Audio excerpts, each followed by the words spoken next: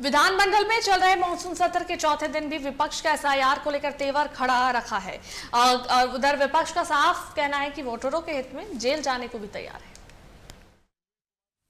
और महागठबंधन के नेताओं के द्वारा ये विचार किया जा रहा है कि जनता के जब पूछेंगे और जनता कहेगी तो हम लोग चुनाव का भी बहिष्कार करेंगे। संख्यकों का पिछड़ों का वोट काटने का जो साजिश रची जा रही है और नाम जोड़ने का काम किया जाता है, काटने का काम नहीं किया जाता है। हमारी लड़ाई है एसआईआर का जो लड़ाई है वो निश्चित रूप से हम वोटर को कटने नहीं देंगे। जो है उसका नाम होना चाहिए और जात के नाम पर, धर्म के नाम पर किसी का वोट काटा जाता है तो निश्चित रूप से इसका विरोध हम माफी मांग रहे हैं। कौन माफी मांगेगा? अरे विजय सिन्हा को माफी मांगना पड़ेगा और जो मंत्री लोग शामिल है उस माफी मांगे, हमारा निकालिए और रिकॉर्ड निकाले विधानसभा अध्यक्ष जी। किसने ऐसी बनाई ऐसा बोलने की? पर भारतीय जनता पार्टी गरीब का वोट छीन लेना चाहती है, नहीं चाहती है कि वोटर्स वोट दे सके। ऐसी कारणों से ये परिस्थिति बनती है। ये चिंता का विषय है और इस चिंता के विषय को हम लोग चिंता को जनता में लेके जाएंगे, छोड़ने वाले नहीं हैं इनको।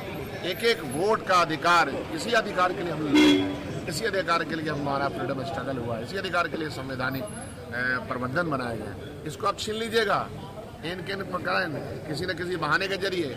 आपको समय देना चाहिए, 1 साल का समय दें, करवाए वो इलेक्शन के बाद 2024 में किसी वोटर लिस्ट में आपने करवाया और आपको ख्वाब आया था, सपना ये आया था कि हार रहे थे तो वोट काट लो। लोग देख रहे हैं कि जिस तरीके से गरीब शोषित वंचित समाज के लोगों का वोट का अधिकार में कटौती किया जा रहा है, तो कहीं ना कहीं जो बीजेपी और एनडीए के लोग हैं वो डरे हुए हैं, सहमे हुए हैं। नीतीश कुमार जी का जो एंटी इनकम्बेंसी का जो सर्वे आया है उसके खिलाफ है पूरा बिहार और नीतीश कुमार जी लाचार और बीमार हो चुके हैं। उसी का नतीजा है कि एनडीए के लोग अब वोट पर जो है वो चोट करने का काम कर रहे हैं।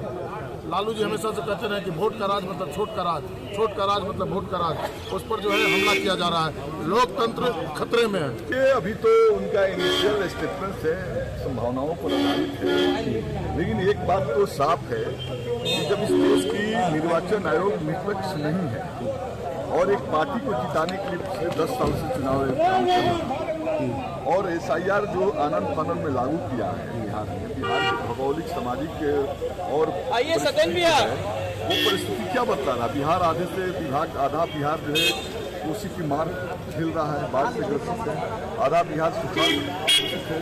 बिहार के बड़े पैमाने पर नौजवान जो है प्रवासी मजदूर के रूप में बाहर चले गए, अचानक अपने एसआईआर लागू कर दिया।